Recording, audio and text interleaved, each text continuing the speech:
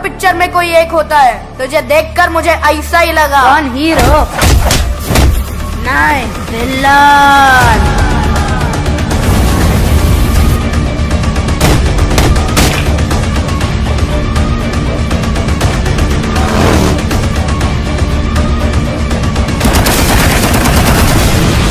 KGF chapter 2 release से पहले ही superhit film कैसे बन गई और इस फिल्म की कहानी क्या है, बाहुबली और 2.0 का रिकॉर्ड कैसे तोड़ने जा रही है। मैं आपका स्वागत करता हूं बॉलीग्राज के फिल्मी गलियारे में।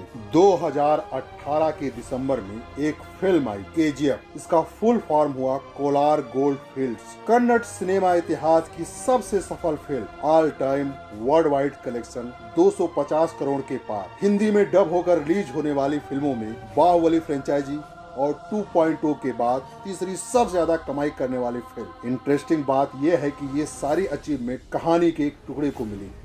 आधी कहानी अभी आना बाकी। जिस फिल्म में बची हुई कहानी दिखाई जाएगी उसका नाम होगा केजीएफ चैप्टर 2। केजीएफ के पहले हिस्से में हमें कोलार गोल्ड फील्ड्स में अपना एक छत्र राज कायम करने वाले गरुड़ा की कहानी दिखाई गई। गरुड़ा सोने के इस खान का मालिक था और यहाँ काम करने वाले लोगों पर बहुत अत्याचार करता था। रॉकी यानी कि राजा कृष्णप्पा बैर एक गरीब घर का बच्चा, जिसकी माँ पैसे की कमी से इलाज ना मिल पाने के कारण मर गई, लेकिन उसने मरते समय अपने बेटे से वचन लिया कि वो बड़ा होकर बहुत ताकत और पैसा कमाएगा। रॉकी इन्हीं चीजों की तलाश में मुंबई आया और जल्द ही रॉकी भाई नाम का एक डॉन बन गया। उसका बड़ा होता नाम देखकर कोलार खान को हथियाने के लालची लोग उसे गरुड़ा को मारने के लिए सुपारी देते। पहली बारी में फेल होने के बाद रॉकी गरुड़ा को उसके गढ़ में यानी खान में ही मारने का प्लान बनाता है और मार भी देता है। पहली फिल्म यहीं खत्म हो गई। अधीरा गरुड़ा का चाचा है। सोने की खान के मालिक शूरवर्धन ने अधीरा को नजरअंदाज कर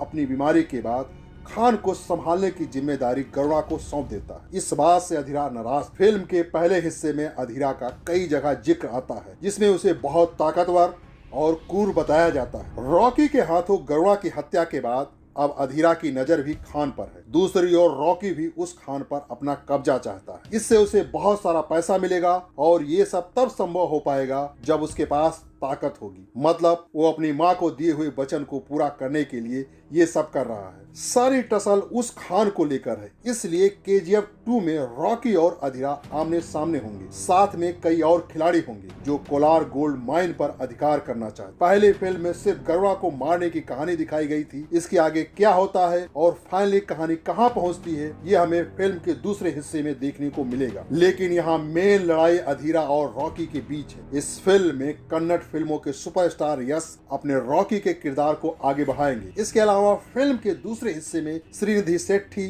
संजय दत्त, रवीना टंडन, अच्युत कुमार, नासर, रामचंद्र राजू, अनंतनाग, मालविका अविनाश और वशिष्ठ सिन्हा जैसे एक्टर भी नजर आएंगे। और अभी हाल ही में प्रकाश राज को भी इस फिल्म के लिए साइन किया गया और इस फिल्म को डायरेक्ट कर रहे हैं प्रशांत नील। और ये फिल्म अब 23 अक्टूबर को रिलीज होने वाली है और कहा जा रहा है कि ये फिल्म बाहुबली और 2.0 से भी बड़ी फिल्म साबित होगी और बॉक्स ऑफिस पर कम से कम 3000 करोड़ रुपए का बिजनेस करेगी। तो दोस्तों, आप हमें कमेंट करके बताइए कि ये फिल्म बॉक्स ऑफिस पर कितने करोड़ का बिजनेस कर सकती है।